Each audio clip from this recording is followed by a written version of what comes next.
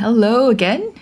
It's been a couple of weeks since I did a live, and this morning I'm going to try and tackle a pretty big topic. It's been something that I've been mulling about on and off, I guess, my whole life. And I think spiritualizing forgiveness it came to the fore again because also just this last weekend, the mass readings were about forgiveness. And in a couple of conversations I've had since the weekend, friends have been bringing up this topic of forgiveness as well. Plus,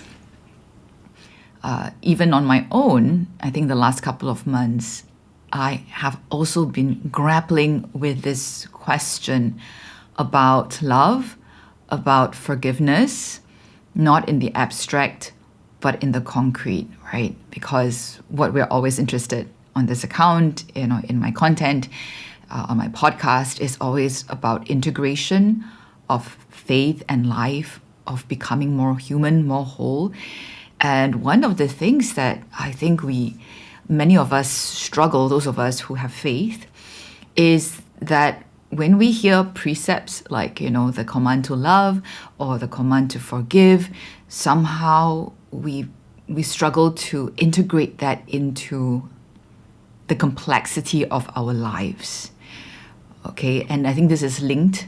The reason why we struggle to integrate like forgiveness and love into the complexity of our lives is, one, we don't know how to integrate. Okay, we are still very compartmentalized. Two, I think a big part of it is because we don't yet have a secure enough relationship with God. So sometimes there's a lot of urgency and even hidden fear and anxiety behind obeying or doing the right thing, even when we don't yet really understand, not just like in our mind, but we haven't learned what it means to do that yet. We feel like we have to obey, but how do you obey when you don't know what it is? How do you obey when you haven't really grasped, not just conceptually, like I said, these are not conceptual terms. Love and forgiveness are not conceptual terms, right? They have to be understood in praxis. So we can't obey even when we want to if we don't know what it is. So in today's live, a little sharing, I'd like to try and discuss forgiveness and put it in the context of our integration journey and also in the context of our relationship with God. So first off, what might spiritualizing forgiveness even look like, right? You may say, like, how do I know if I'm spiritualizing forgiveness? So let me just give you a couple of three. I always like to give kind of like three signs that you may be spiritualizing forgiveness. Okay, so 3 signs that you may be spiritualizing forgiveness. The first one would be that in order to forgive, you have to suppress or bypass your pain and your anger. So for example, you hear the sermon or the homily on forgiveness, you read the gospel passage on forgiveness, and you go, okay, there's this person who has hurt me very much. It could be, my spouse, could be a family member, could be somebody at work, whatever it is. And you go, okay, but I need to forgive him or I need to forgive her. So in order to do that, I can't dwell on my pain. I can't dwell on the anger or the hurt. It's like, but I want to forgive. So in order to do that, I numb myself or I ignore or block out my pain, my anger, or I dissociate. Okay, so dissociation is it's actually a very automatic defense mechanism that a lot of us have learned to have adopted. Our nervous system has adopted from young, where we're not in contact with our pain, and then so it's like an act of the will, which we often may think is a good thing. We choose to forgive by disconnecting ourselves with our anger and our pain.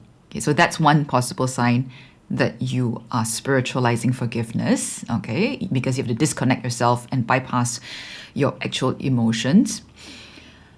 A second sign that you might be spiritualizing forgiveness is, this one is a little sneaky because it requires personal awareness to know if this is happening.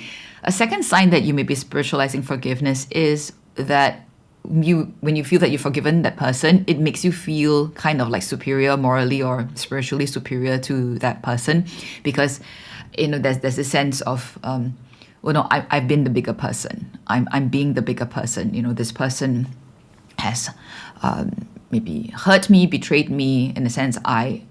But I chose and I was able to forgive the person, and so I feel superior. Sometimes this may not be immediate. This awareness or this realization that you feel superior to the person that you forgive may not be immediate.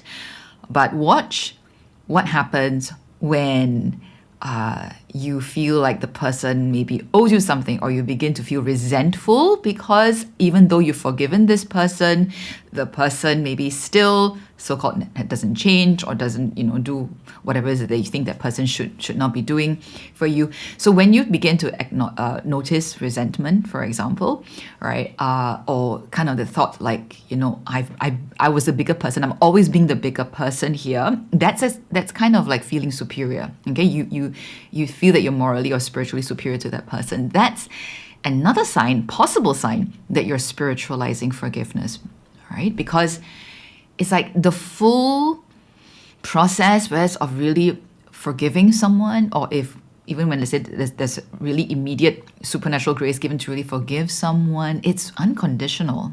Okay, so let's not rush into wanting to forgive, or making ourselves forgive, especially in a very spiritualized way, because then we think we've forgiven, or we think we know what forgiveness should look like, and maybe it isn't that at all.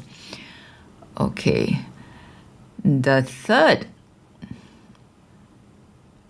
possible sign that you may be spiritualizing forgiveness rather than actually going through the process of forgiveness is that there's this sense of duty, right? That I'm choosing to forgive in order to be a good Christian, to be a good Catholic, because God commanded me to forgive, and therefore I forgive, right? It's just a very seemingly straight linear. I'm doing this because I have to, I should, and therefore I will do it. You see, it's linked to the earlier points, right? It's linked to, for example, if in order to be a obedient Christian, a faithful Christian, a Catholic, I have to forgive. And if my emotions are in the way of making it possible for me to forgive, then I bypass, suppress, ignore, dissociate my emotions in order to be obedient, in order to forgive. That's another very possible sign that what we're doing is actually spiritualizing forgiveness, right? So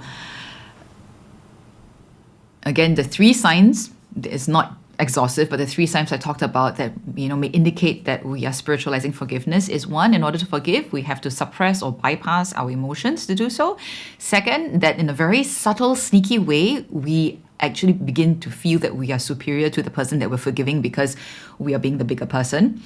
And three, we find that the impetus to forgive is coming from, it's in order to be a faithful Christian, a good Christian. It's because I want to obey God, or I want to, be a good religious, moral person in the eyes of my faith.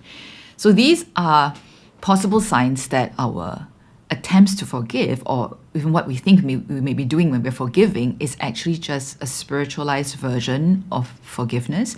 And I mentioned earlier, a big part of this, why this happens, could be because we are anxious about not following the commands or not being faithful and obedient, right? So before I will look later or discuss a bit later about what the reasons may be, or some contributing factors to why we spiritualize forgiveness.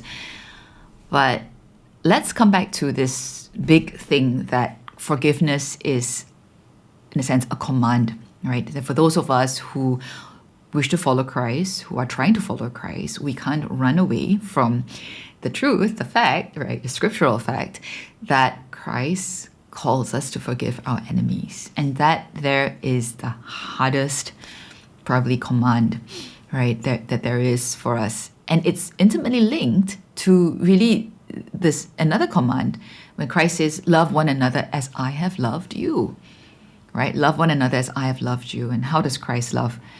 He forgives his enemies.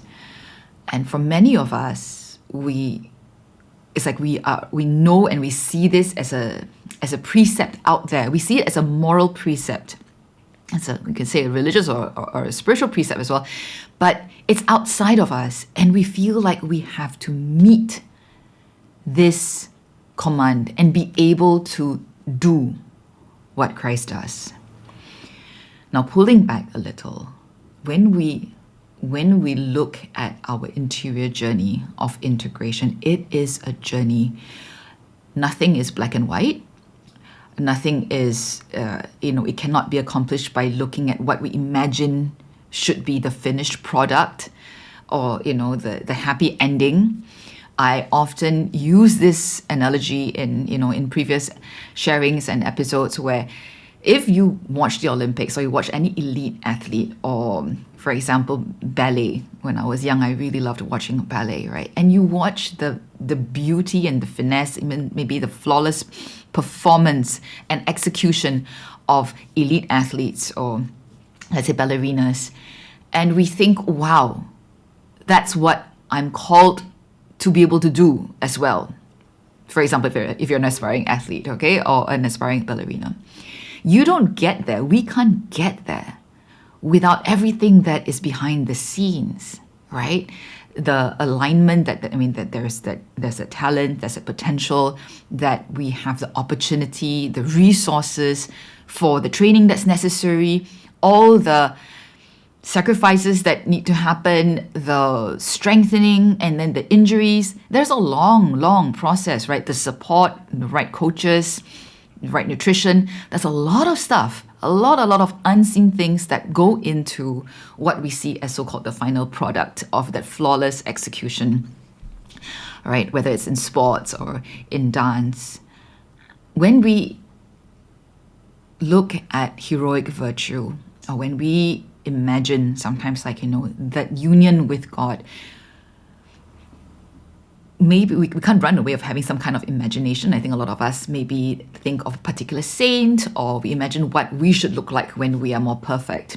I've also mentioned before in other sharings how this can be counterproductive sometimes because it takes us away from being where we are. But I think we can't help ourselves sometimes, right? We can't imagine a perfect vision of what we could be like if we could truly love or truly forgive. But the reality is, one, that is still some kind of imagination. We don't know how it actually looks like. So we have to distinguish between reality and fantasy, or reality and imagination. And secondly, the only way we can live our way into a higher perfection of love or forgiveness is by undertaking the process with the Lord, beginning from where we are. The frustration, of course, is often where we are right now can look nothing at all like what we imagine it should look like. So take, for example, with our daily struggles with life and all that kind of thing. And then we go to church and you hear the gospel and you hear the homily, and then you're reminded, oh, I'm called to forgive. Or I'm called to forgive the person, maybe a particular person that I'm struggling to forgive. What do we do with that?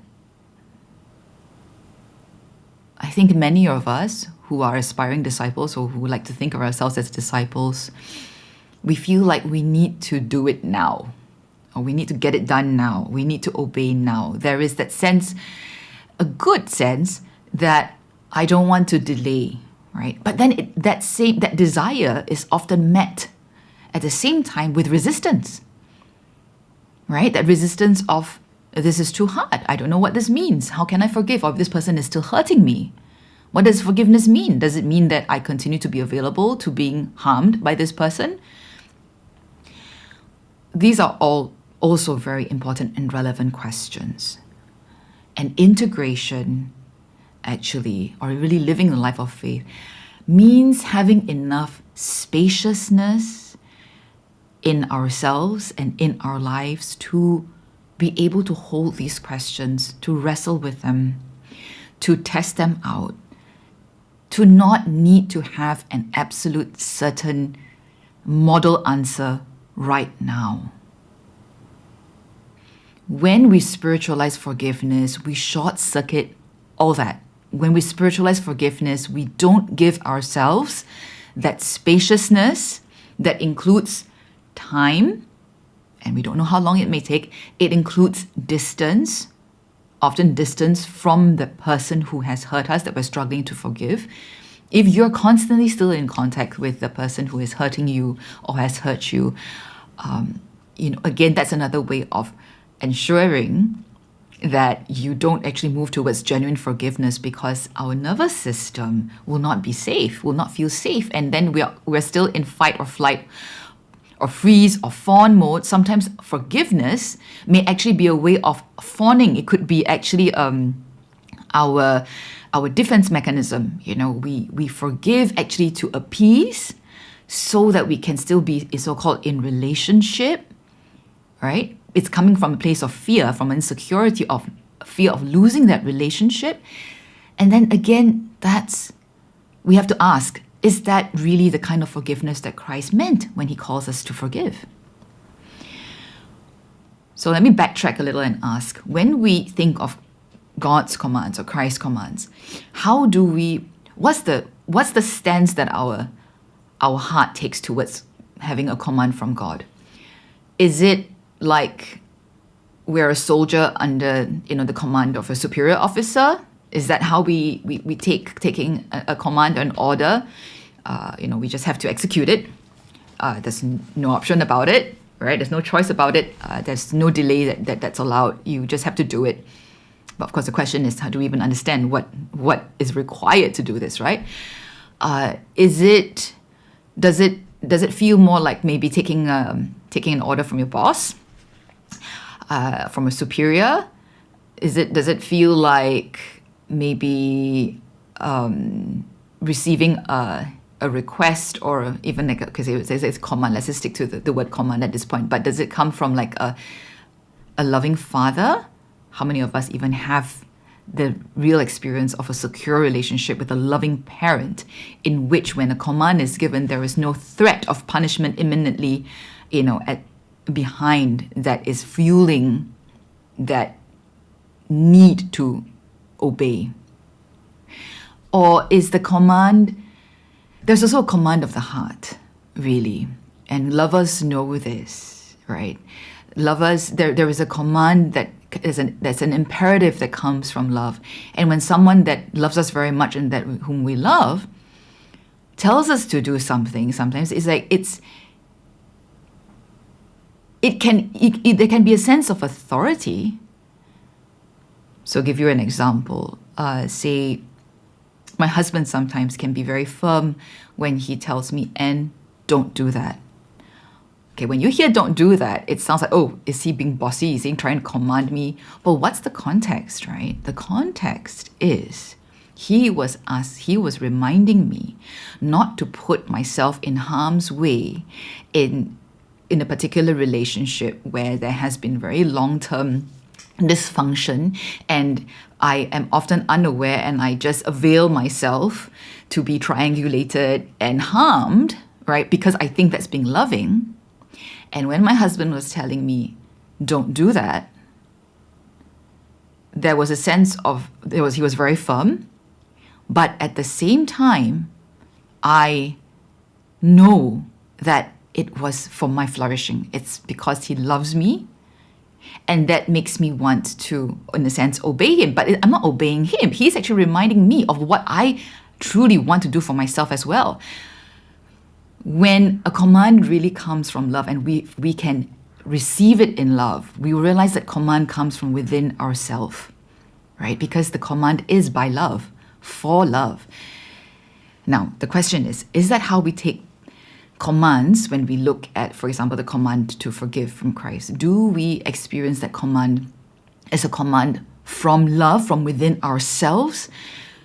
Do we really believe that it will give us blessing? It will help us to flourish? Or do we experience it as a command from outside of us, a command that is oppressive, a command that is unreasonable?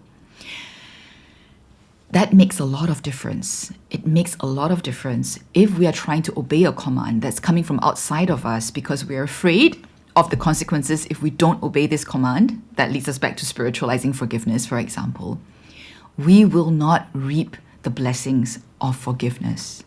So why am I even talking about blessings? So let's take a moment and think what was in the Gospels, right? What may give us an indication of the way Christ himself, how he sees commands or laws, okay, or imperatives. If you remember, Jesus himself, although he was a Jew and also, in many ways an observant Jew, there were times when he broke their laws, right? The religious laws, especially the Sabbath laws. And in the Gospel of Mark, there's a very famous line. Famous, at least it's very famous for me. I often think of this line where when he was, of course, criticized and judged for breaking the Sabbath law, Jesus had said this line that Sabbath was made for men, not men for Sabbath, right? That the Sabbath law, that no work can be done, was made for men, is meant to be a blessing for men and not meant to be a burden for men, such that obeying the letter of the law of the Sabbath, what the Pharisees was doing was saying that Jesus was wrong and unobservant. He was breaking the Sabbath law by healing people on the Sabbath, right? But this principle that Jesus mentions, that Sabbath was made for man, not man for the Sabbath, gives us an indication that laws and commands, especially coming from the heart of Christ, is meant for the human person, not meant as an oppression of the human person. But think a while now from our own experiences, how often this call or this command to forgive from the Christian context has been weaponized against us. Think of the times when we feel forced, coerced to forgive someone who is harming us, and we think that forgiving means that we cannot hold them accountable, we should not hold them accountable. And in real life, this really does happen, even in criminal cases. Sometimes we confuse the two. Does it mean that to forgive someone means that I shouldn't report the person, right? Or even if it's not criminal, even if it's happening in everyday, we'll say like relationship kind of situations where we are poorly treated, there may be emotional neglect or emotional abuse, and we think that to forgive means not to seek, to search and to work for a truly more authentic relationship, or not to seek a way for us to uphold our own dignity with more courage and boldness. Sometimes, and I think I would say even oftentimes, forgiveness, especially the spiritualized version of forgiveness, has been weaponized against the human person, against us. And that is exactly opposite of what Jesus was talking about when he says Sabbath was made for man, not man for the Sabbath. So if forgiveness is meant not as a burden to us, not as a millstone around our neck, it shouldn't be the reason we are bypassing our emotions, suppressing our emotions. It shouldn't be the reason we are not holding people who are harming us or others accountable. Forgiveness should not be the reason that we can't become fully human, right? So then now let's come to the question. So if forgiveness is meant to help us thrive and flourish, because Christ would never command something of us that would harm us, why is it that so many of us see in our own lives as well as in the people around us forgiveness, even when it is practiced? Okay, so first, yes, a lot of us know we struggle to forgive. But we also, I think, have experiences, whether in our own lives or in other people's lives, or in people in relationship with us, where people claim that they have forgiven. They say, I have forgiven, but then you don't feel it. As in, like, you there's a part of you that goes like, well, this doesn't feel like forgiveness. Yeah? So let me just give you a concrete example, because real life is really complex, right? So I'll give you a context in marriage, because this often happens in marriages and in families, right? But especially in marriages. So let's say person A insists that she has forgiven person B. So let's say person A is the wife, and the wife insists that she has forgiven the husband who has hurt her many times. According to her, I mean, she has experienced hurt, and she says, but I've forgiven. All these years, I have been forgiving you. I've been forgiving the husband, right? Over and over. But every time there's a new conflict and there's a new fight, person A, let's say the wife, will bring up a list of past transgressions, right, to the argument. So the question is, has she actually forgiven? Because in this kind of scenario, often then the other person B, in this case, let's say the husband, would say like, well, you haven't forgiven me. Right? You haven't forgiven me because you're bringing up a list of all the past transgressions. And person A will say, well, if I hadn't been forgiving you, that relationship would have long been over, right? The fact that we are still in this relationship and we're still fighting is because I have been forgiving you. You got how complex this is, but this is real life, right? This is the kind of thing that we experience, some of us, well, a lot of us, I think, some version or the other. Now, the truth of the matter is, yes, these two people are still in relationship. Their marriage is technically still intact. And this could go on for, 10 years, 20 years, 30 years, 40 years, longer, maybe even. And they may feel like they are obeying the command to, one, the sanctity of the sacrament of marriage, right? Because divorce is not an option. So they remain married. But this relationship is one that is filled with this kind of cycles, where clearly there's a lot more at play than simply forgiving past transgressions. There's no mention of repair. There's no understanding of repair, which brings me again to the point. How often when we hear about forgiveness in a spiritual context, let's say at Mass or, in a homily, can we put it into that larger picture and fuller context? But other things also need to happen alongside it, let's say for a relationship to really flourish, such as repair, right? And if there is no repair, then maybe forgiveness looks different. Maybe there are versions of forgiveness where the relationship shouldn't continue as is, because if a relationship continues as is, without any maybe necessary boundary that's being put around it, then the human persons involved continue to be hurt and harmed. And if we're talking about this example, let's say in a marriage, it's not just the husband and wife, it's not just the couple in the marriage that are harmed. If there are children in the picture, they are greatly harmed, being caught in such a family dynamic of marital conflict, right? So real life is really complex. If, like the example I said, this is exercising forgiveness, we have to ask, is something missing about our understanding of forgiveness or in the practice of forgiveness? It doesn't seem to really give life to anyone. If anything, there seems to be more resentment. Sometimes there's a sense of moral superiority, like I said, where, well, I've been forgiving you, even though the other party may feel like, no, I don't feel like it. There has been real forgiveness. And then if there's forgiveness, if let's say person A in the story that I'm talking about, the example I'm giving, says that I've forgiven you, is there a sense of talking about accountability or repair? Because if there isn't, and then person B does the same thing again because there was no he was not held for to any accountability, and person A thinks that forgiveness means that, okay, everything is forgiven, but at the same time everything is the same as it was before. Why would we expect there to be a different outcome? There's a saying, right? Something about stupidity is doing the same thing in the same way and expecting a different outcome.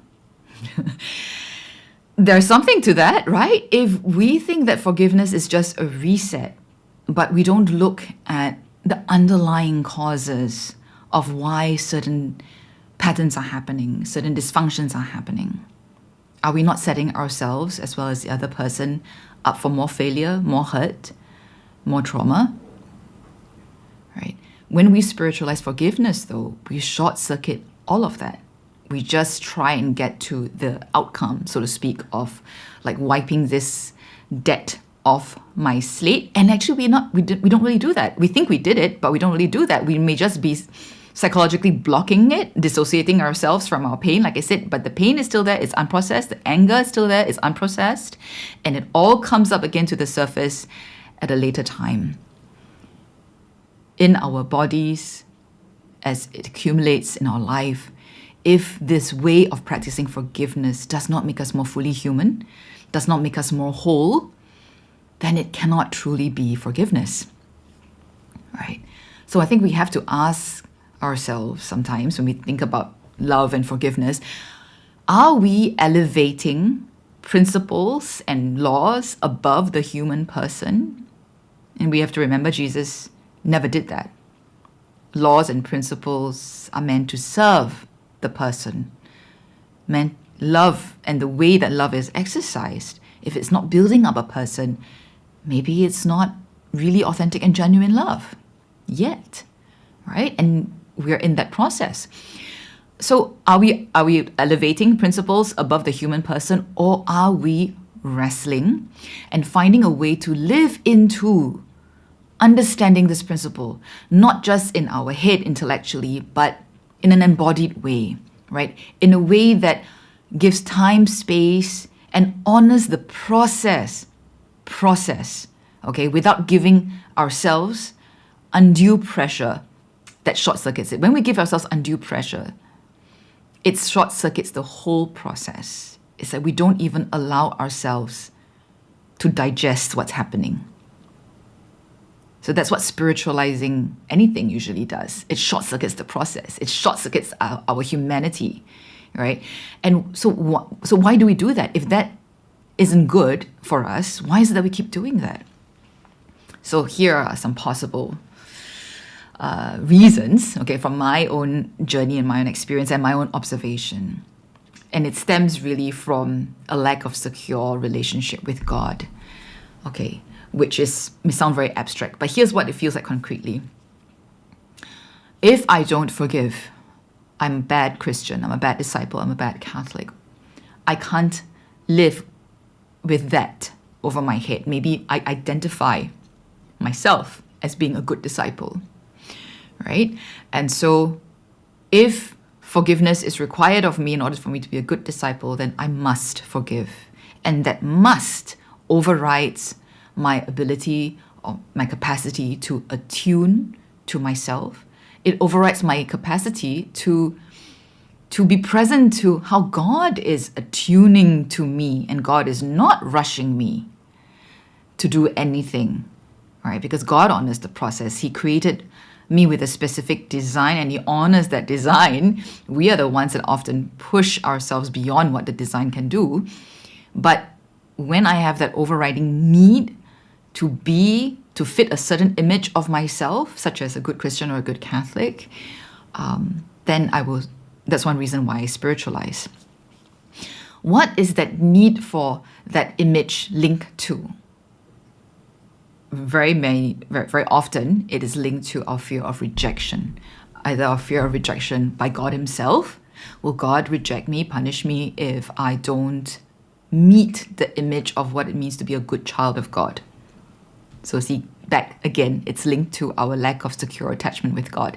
Or fear of rejection from our community. For many of us, a relationship with God is still something that's still quite far away. Many people who start to begin to take their faith more seriously have a more concrete attachment with their community, with the people around them in their church or in their community, in their ministries, whatever that is. But that attachment is also often not secure. And I want to say often for good reason, because we never really get unconditional love, right, from people. So we are very aware that our acceptance and people's good opinion of us is predicated on certain behaviors, or even, let's say, our identity, our religious identity. So that fear of losing other people's good opinion of us, or being rejected potentially by the people whose opinions matter to us, may be another reason why we end up spiritualizing forgiveness, okay? Or we end up telling people to forgive in also in a very spiritualized way, and we let ourselves be pressured into maybe forgiving, so to speak, in a spiritualized way. Okay, so fear of rejection, fear of losing our identity, the way we need to see ourselves as maybe a God-fearing, good Christian. Another reason why we tend to spiritualize forgiveness could be we are already very out of touch with ourselves, which many of us are, all right? Especially if we are survivors of complex trauma, attachment trauma. The whole point is we have never been in touch with ourselves. We've never been attuned to our own emotions and our body. We don't know how to be in touch with that. And we don't have people in our lives who show us how they can attune to us.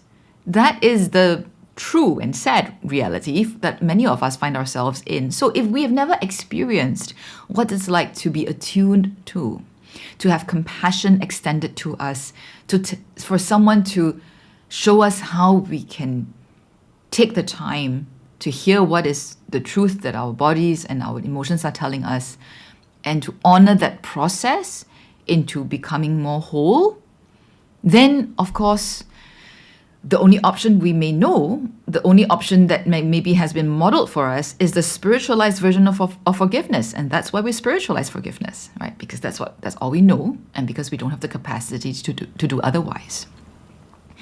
But whatever the reason may be, and I'm saying, these are also reasons to be compassionate to ourselves and to others who spiritualize forgiveness. There's a reason why it happens, whether it's ignorance or just really lack of ability. We do this, we spiritualize forgiveness, but now I'm hoping that more of us are becoming aware that spiritualizing forgiveness actually harms us and others. It doesn't heal us. It doesn't do anything to help us actually be more authentically loving.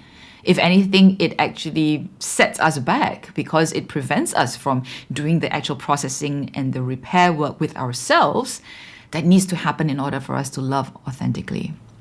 Right? So, if spiritualizing forgiveness is not good for us and not good for others, and at the same time it's so hard to do, how do we go about this journey to try and go to a genuine, authentic forgiveness? What does that even look like? I'll be honest and say I'm still asking that question. Okay, I don't know how it looks like. Because when we are on this integration journey, one of the things that will happen is that God gives us clearer and clearer sight, right? Clearer ability, better ability to see our present reality as it really is. Now that itself can be very challenging and overwhelming. Right? And I know that a lot of you who are going through this journey know exactly what I'm talking about. Sometimes it may be easier to forgive, for example, if you don't really realize the extent to which the harm, the extent of the harm that has been done to you. When you begin to have your eyes open to just what a number has been done onto you, by let's say a parent or someone, which healing does. And Christ is the truth, right? And so he shows us more and more of the truth. Then the challenge to forgive a greater trespass, or, when you recognize the harm that's done for you, is even harder.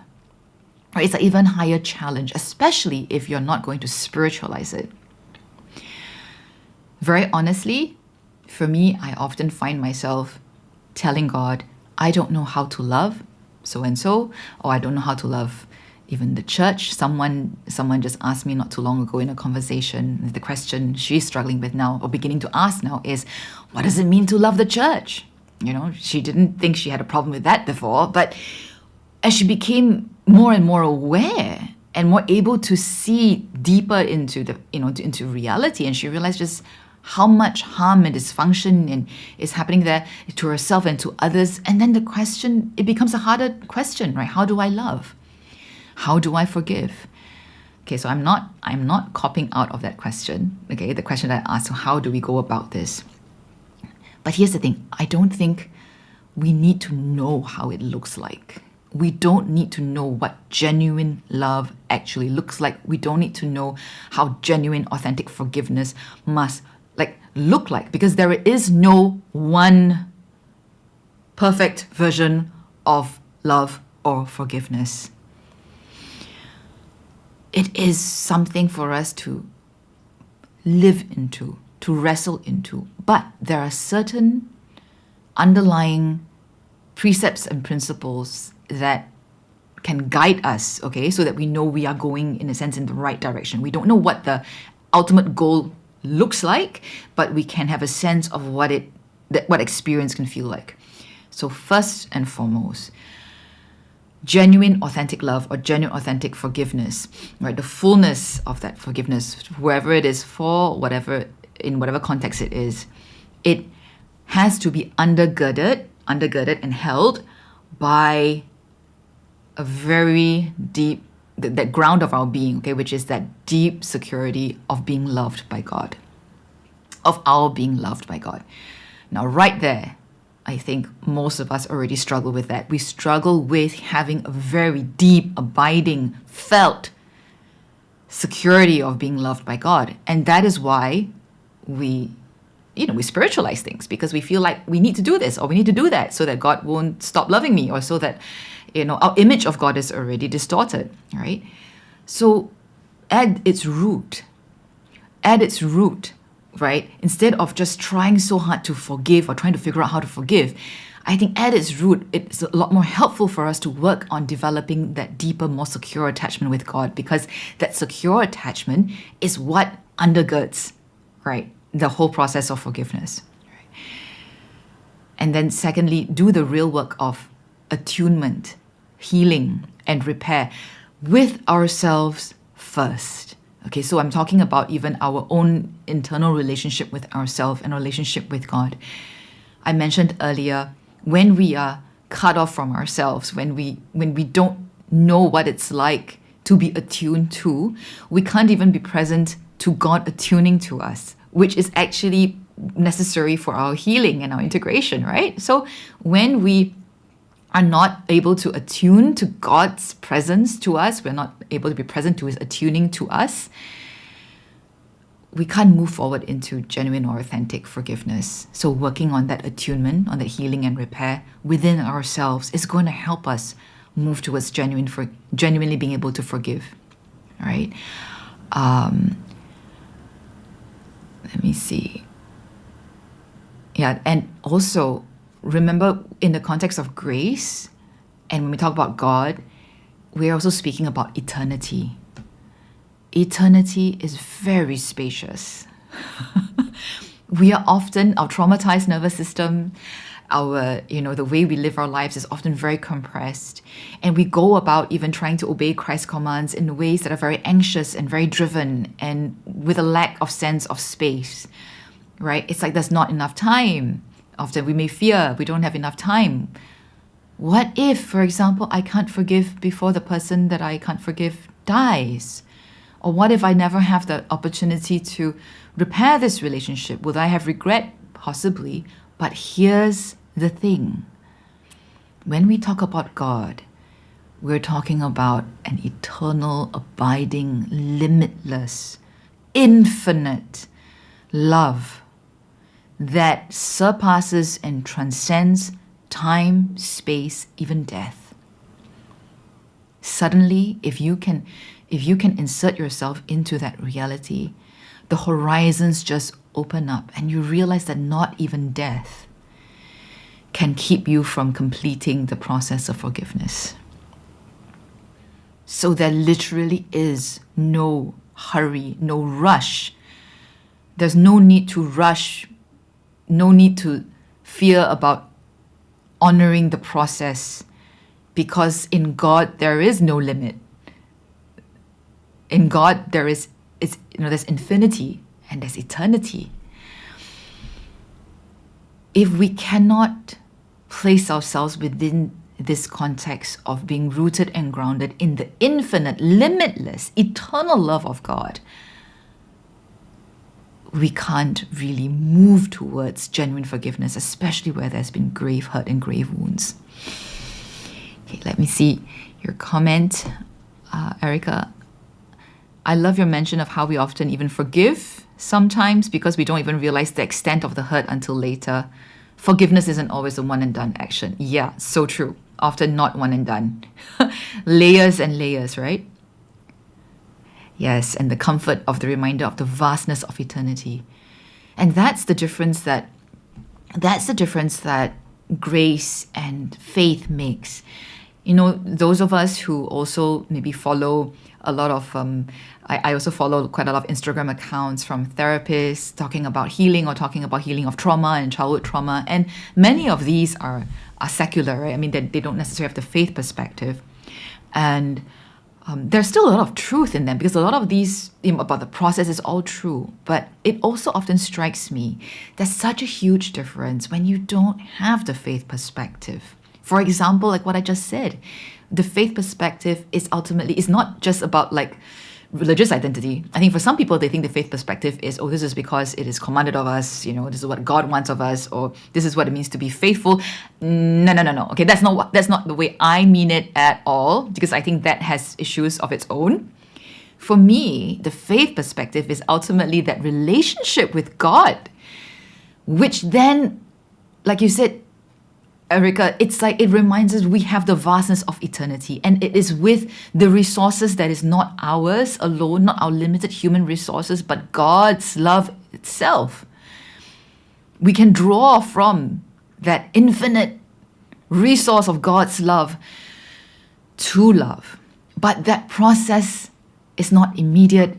It takes time. It's messy. But because there's that vastness of eternity, we can be safe even when what the process looks like right now may look anything but virtuous. Sometimes if we're at that process where we're still feeling the anger because we're just realizing what has been done to us, we need to feel that anger. It is part of that process. This moment, the work of the moment is to allow ourselves to be angry, and then we're worrying about how this is not forgiving the person who has hurt us, we are not helping ourselves towards forgiving the person either, right? We have to be angry, we have to be angry. If we're feeling hatred, even, feel the hatred. Look at the Psalms. Look at the Psalms. Look at how honest the psalmists are, even when it's filled with anger and thoughts of vengeance and all that. I mean, it's part of the process. It's part of the process, and we don't have to be afraid of it. But we are afraid of it when we don't have that firm anchor in the vastness of God's love, right? So whenever we find ourselves anxious, afraid, or disappointed in ourselves, or being hard on ourselves, it shows that we are still operating on our own ego's agenda. Okay, our ego has an agenda to be a good Christian, for example, too, or we think that we should be better than this, more mature than this, and we're not. But when we lose ourselves in the vastness of God's love, then we can also let go of our ego's agendas, right? But it's not a one and done thing. It's an over and over again kind of thing. So Monty Williams, Jesuit, that I have also quoted from before, I love this. I attended a talk that he gave once, and someone asked during Q&A about forgiveness, and he said, forgiveness is God's business. It sounded a bit controversial at the time, but I was taken aback because he says forgiveness is God's business. Don't try to do what is God's work, right? So, and then I think the person who asked the question also was a bit confused, like, wait, aren't I supposed to forgive? Doesn't God want me to forgive? What does Monty mean by forgiveness is God's business? Don't try and do God's work.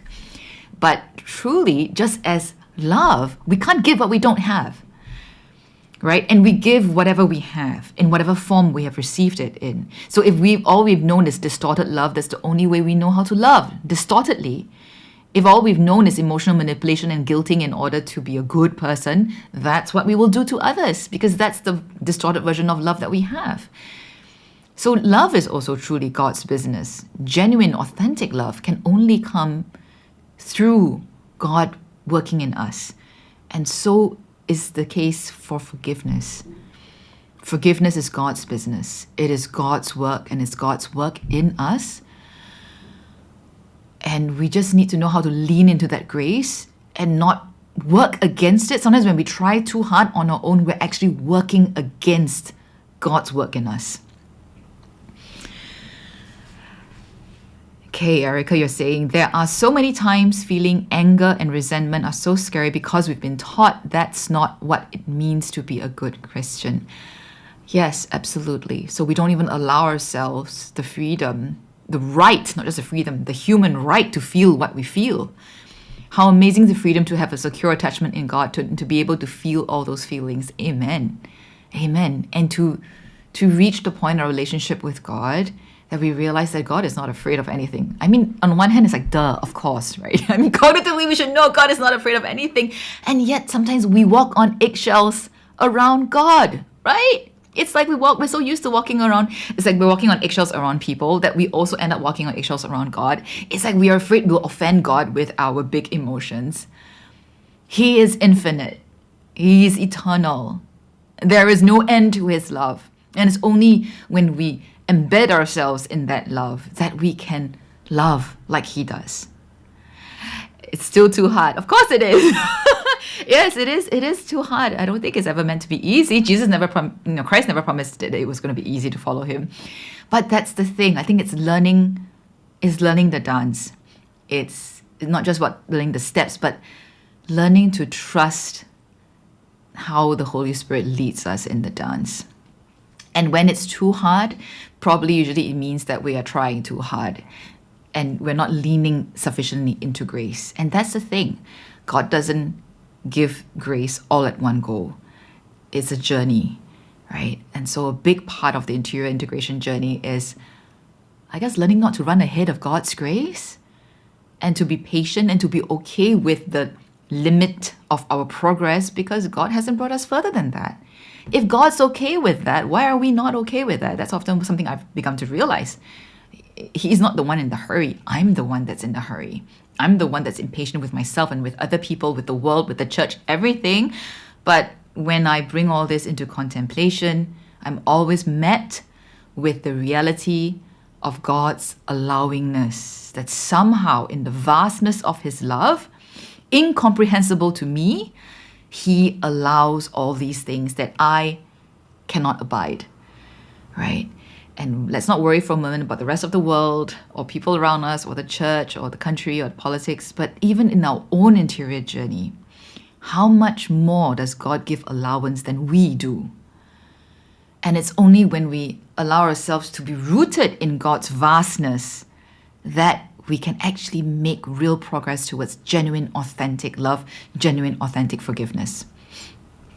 Right? So I'll bring this sharing to a close with a prayer that often, not a formal prayer, but something that I've learned. So I realized that every time I get stuck on my interior journey, or I get stuck in drawing closer to God, whatever it is, okay, whatever it is that I think I'm struggling with, maybe being too hard on myself or being too hard on others, or feeling that whatever it is, however I judge myself, I've come to realize that in a sense, the answer is always, I need more love.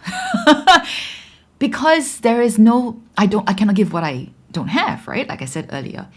And I am still in the process of being healed and transformed by real, genuine love, which is God, to have my distorted images and distorted expressions of love healed.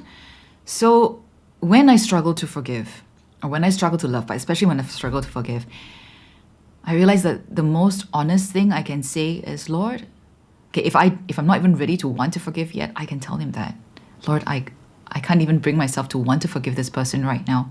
Can you give me grace to want to forgive?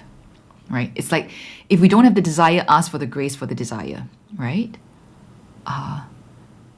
And if I have the desire and I find that I just can't, it's just too hard right now, at some point it could be, Lord, I want to forgive, but I can't, right? Love me more, love me some more until I have that love that I need to forgive. And then it's an open-ended, it's open-handed and open-ended prayer, in the sense that I don't keep checking back and expecting like this, by tomorrow I should be able to do this, or by next week I should be able to do this. This is what it means to surrender into the vastness of God's grace and love. We ask for what we need, we ask for that grace, and then we trust that at some point in God's wisdom, in his timing, He will give the grace. And remember, in eternity, nothing can be a barrier to that grace being fulfilled, or our forgiveness being fulfilled. Not even death.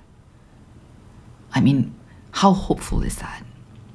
Right? So that's what I wanted to share about forgiveness and, spiritualizing forgiveness. I know it's something that we all struggle with. And I just really, really want to encourage those of you who may still be stuck in cycles of spiritualizing forgiveness. Okay? So go back to at the start of this video, this sharing, I talked about, 3 signs that you may be spiritualizing forgiveness. If you recognize that that's what's happening, I hope that you will ask for the grace to break that cycle and to deepen your relationship with God into deeper security so that you can genuinely love yourself and not short-circuit the process of actual forgiveness. It will take as long as it takes, and also be open to the possibility that forgiveness doesn't look one way. I mean, it's just too much to cover. I'm not going to be talking about it in this sharing, but forgiveness can coexist with boundaries. Forgiveness, genuine forgiveness, or the process especially when you're still in the process of forgiving.